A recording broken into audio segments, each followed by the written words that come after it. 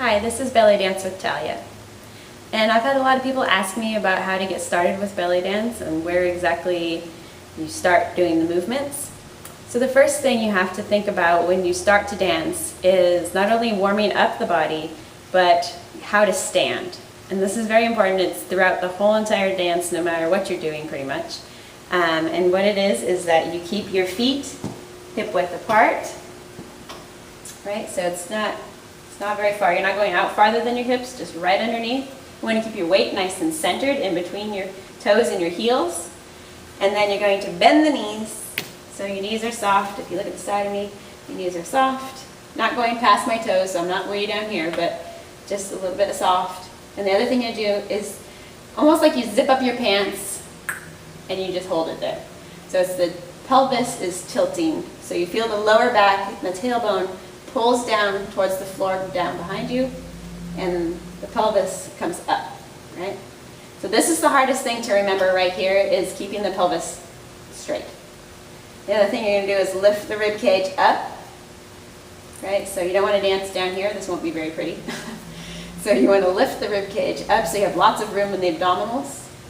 And then when you lift the rib cage, don't lift your shoulders. A lot of people tend to do this then, but you want to keep those relaxed, especially like when you're starting to do arm work. People tend to tense up and they lift their shoulders. So that's really important that you want to try to keep that down away from your ears. So if you think of keeping your feet parallel, bend the knees, tuck the hips, lift the chest, and then you're there.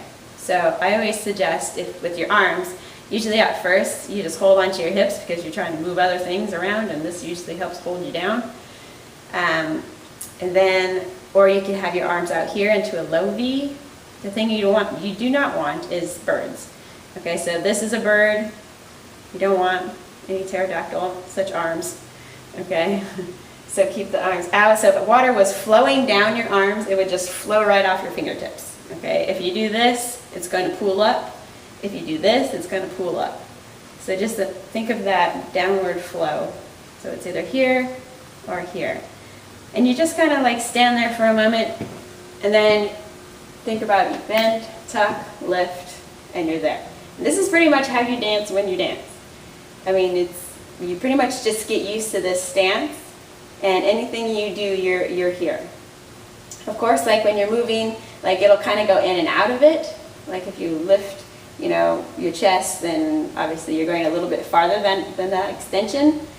Anything you do in the hips, you're going to be moving your knees back and forth. So, but they're always bent. You never ever lock your knees in the stance. So all of this is going to give you your hip movement.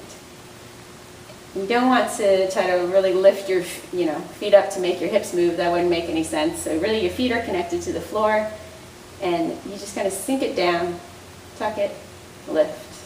And again, it's either here or here. So with that, I wish you happy practicing. If you have any questions, feel free to email me at Talia, Talia, me, dance @yahoo.com. Don't forget to like and to leave a comment.